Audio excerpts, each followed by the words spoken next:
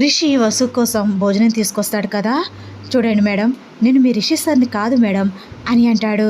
మీరు ఎన్నిసార్లు చెప్పినా, ఎన్నిసార్లు నన్ను నమ్మించాలని ప్రయత్నించినా నేను నమ్మను సార్. నా మనసు నాకు అబద్ధం చెప్పదు. నా మనసు మీరే నా రిషి సార్ అని చెప్తుంది.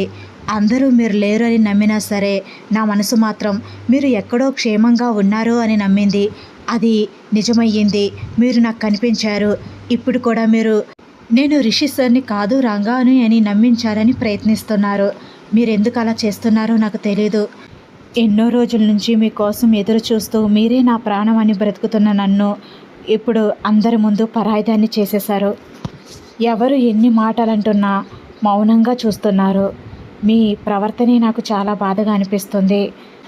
నా గురించి కాకపోయినా నా గురించి పక్కన పెట్టి కనీసం మావయ్య గురించి, మీ తండ్రి గురించి కూడా మీకు ఆలోచించాలనిపించడం లేదా? మావయ్య గురించైనా మీకు రావాలి అనిపించలేదా? మావయ్య కూడా మీకు గుర్తు రావడం లేదా అని అంటుంది వస్తారా. రిషి చాలా బాధగా ఆలోచిస్తూ మౌనంగా ఉంటాడు. నేను అడిగిన ప్రశ్నలకి మీరు సమాధానం చెప్పట్లేదు. కనీసం దీనికైనా సమాధానం చెప్తారా? ఆ అమ్మాయి మీరు రంగా అనుకుని మీ మీద చాలా ఆశలు పెట్టుకుంటుంది. మీరే రిషి సార్ అని తెలిస్తే తానేమైపోతుంది? ఒకసారి ఆలోచించారా అని అంటుంది వస్తారా. రిషి వస్తారా వంక షాకింగ్గా చూస్తూ ఉంటాడు. రిషి ఏమీ మాట్లాడడు. నాకు తెలుసు సార్, మీరు మౌనంగా ఉంటారు, మీరేం మాట్లాడరు, నాకు అర్థమైంది. ఇంకా ఇక్కడ ఉండి మిమ్మల్ని ఇబ్బంది పెట్టాలి అనుకోవట్లేదు. ఇక్కడ మీరు క్షేమంగా సంతోషంగా ఉన్నారు అనే తృప్తితో నేను వెళ్ళిపోతున్నాను అని లేచి నిలబడుతుంది వస్తారా. మేడం, చాలా చీకటి పడింది, ఈ టైంలో ఎక్కడికి వెళ్తారు అని అంటాడు రిషి. నా జీవితమే చీకటిగా మారింది, ఈ చీకటి నన్నేం చేస్తుంది సార్ అని వెళ్ళిపోతూ ఉంటుంది వస్తారా. రిషికి ఏం చేయాలో అర్థం కాదు. వస్తారా వెళ్ళిపోతూ ఉంటే చాలా బాధగా అనిపిస్తూ ఉంటుంది రిషికి. ఇంకా వెళుతున్న వస్తువుని చూస్తూ రంగా చనిపోయాడు వస్తారా అని అంటాడు రిషి. వెళుతున్న వసు ఆగి నిలబడి షాక్ అయిపోయి వెనక్కి తిరిగి రిషి వంక చూస్తుంది. అవును వస్తారా, రంగా చనిపోయాడు అని అంటాడు రిషి. ఏంటి సార్ మీరు చెప్పేది అని రిషి దగ్గరికి వస్తుంది వస్తారా. నన్ను కాపాడబోయి రంగా చనిపోయాడు అని అంటాడు రిషి చాలా బాధపడుతూ. అసలు రంగా మిమ్మల్ని కాపాడడం ఏంటి సార్ అని అంటుంది వస్తారా. ఆ రోజు నేను కాలేజ్ ఫంక్షన్కి మీ నాన్న నన్ను తీసుకొస్తున్నారు కదా, అప్పుడు ఎవరో అటాక్ చేశారు. మీ నాన్నను కొట్టి నన్ను తీసుకువెళ్ళబోతూ ఉంటే రంగా నన్ను కాపాడాడు. తను ఆటోలో నన్ను తీసుకువెళ్తూ ఉంటే యాక్సిడెంట్ అయింది. ఆ యాక్సిడెంట్లో రంగా చనిపోయాడు. రంగా కుటుంబ సభ్యులు వచ్చిన తర్వాత నేను మన ఇంటికి వచ్చేద్దాం అనుకున్నాను. కానీ వాళ్ళ నానమ్మ బాధ చూసిన తర్వాత వాళ్ళు చాలా ప్రాబ్లమ్స్లో ఉన్నారు అని అర్థమైంది. రంగా నన్ను కాపాడి చనిపోయాడు. రంగా లేడు అనే నిజం తెలిస్తే నానమ్మ గారు బ్రతకలేరు. ఆమె గుండె ఆగిపోతుంది. రంగా మీదే ఎన్నో ఆశలు పెట్టుకుని ఆవిడ బ్రతుకుతుంది. అది చూసిన తర్వాత నాకు ఏం చేయాలో అర్థం కాలేదు. అందుకే డాక్టర్తో మాట్లాడి నేనే రంగాల ప్లాస్టిక్ సర్జరీ చేశారు యాక్సిడెంట్లో, ముఖం గుర్తుపట్టలేనంతగా అయింది అని డాక్టర్ చేత చెప్పించి నేనే రంగాల వచ్చాను అని అంటాడు రిషి. వస్తారా ఆశ్చర్యపోతుంది. అంటే మరి చనిపోయింది మీరే అని డిఎన్ఏ రిపోర్ట్స్ ఇచ్చారు అని అంటుంది వస్తారా. అది నేనే చేయించాను అని అంటాడు రిషి. అదేంటి సార్, అలా ఎలా చేయిస్తారు అని అంటుంది వస్తారా. కొన్ని నిజాలు తెలుసుకోవాలంటే కొన్ని జరగాలి వస్తారా. నేను చనిపోయాను అని అందరూ నమ్మినా నువ్వు మాత్రం నమ్మవు అని నాకు తెలుసు అని అంటాడు రిషి. అందుకేనా ఇన్ని రోజులైనా మా దగ్గరికి రాకుండా ఇక్కడే ఉండిపోయారు అని అంటుంది వస్తారా.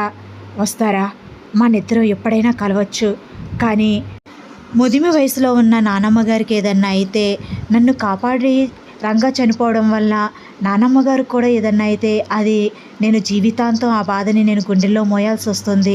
అందుకే ఆవిడకు తోడుగా ఉండాలి అని నేను రంగాలా మారి ఇక్కడ ఉంటున్నాను వస్తారా. అందరూ నేను చనిపోయాను అని అనుకుంటారని నాకు తెలుసు. కాబట్టి నా శత్రువులు ఎవరో నాకు తెలుసుకోవడం ఈజీ అవుతుంది. అందుకే కొన్ని రోజులైన తర్వాత నా శత్రువులు ఎవరు, అసలు ఎందుకు అటాక్స్ చేయించారు అని తెలుసుకుందామో అని అనుకున్నాను. ఈలోపు నువ్వే ఎదురుపడ్డావు అని అంటాడు రిషి.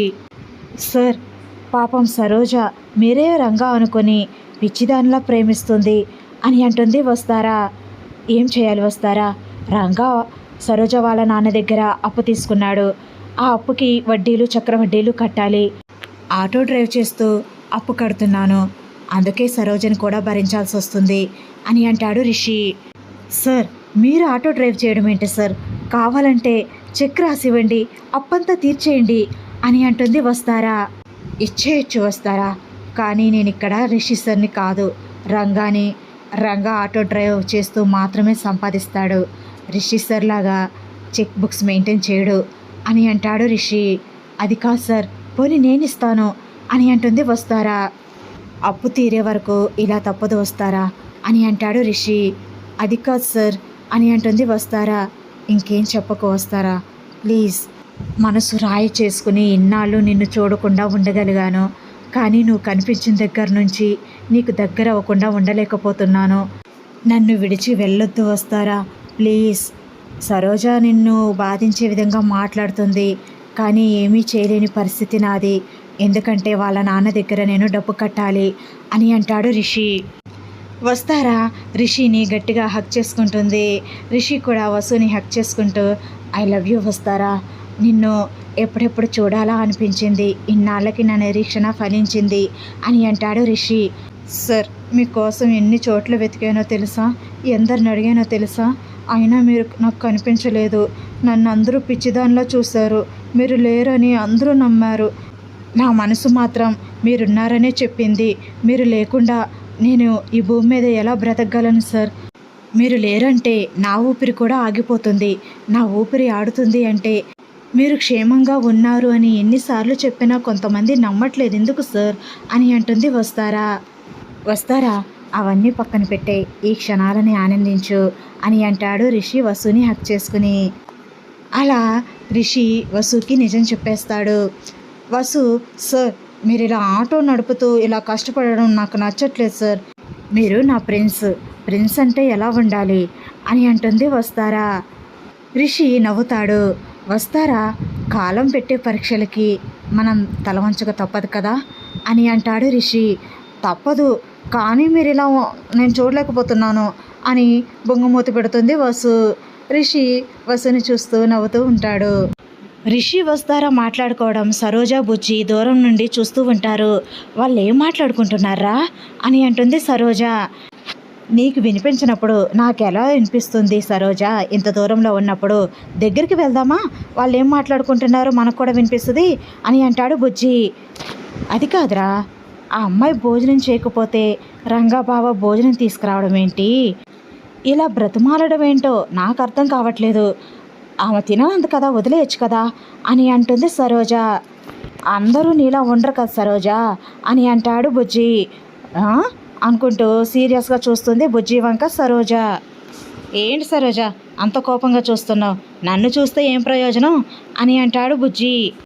నేను కష్టపడి బావ కోసం భోజనం తీసుకొస్తే బావేమో ఆ అమ్మాయికి తీసుకువెళ్తాడా, చెప్తాను అని అంటూ ఉంటుంది సరోజ.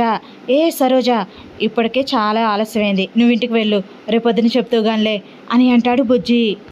తొందరలోనే బావతో పెళ్ళికి ముహూర్తాలు పెట్టించాలి, లేకపోతే ఆ అమ్మాయి నా బావని ఎగరేసిపోయేలా ఉంది అని అనుకుంటూ ఇంకా వెళ్ళిపోతుంది సరోజ. వసుకి రిషి నిజం చెప్పేస్తే బాగుంటుంది అనే ఆలోచనతో ఈ వీడియో చేయడం జరిగింది. వీడియో నచ్చితే లైక్ చేయండి. మన ఛానల్ని ఫస్ట్ టైం చూస్తున్న వాళ్ళైతే సబ్స్క్రైబ్ చేసుకుని బెల్ ఐకాన్ ప్రెస్ చేయండి. షేర్ చేయండి, కామెంట్ చేయండి మీ అభిప్రాయాన్ని. Thanks for watching. Bye bye.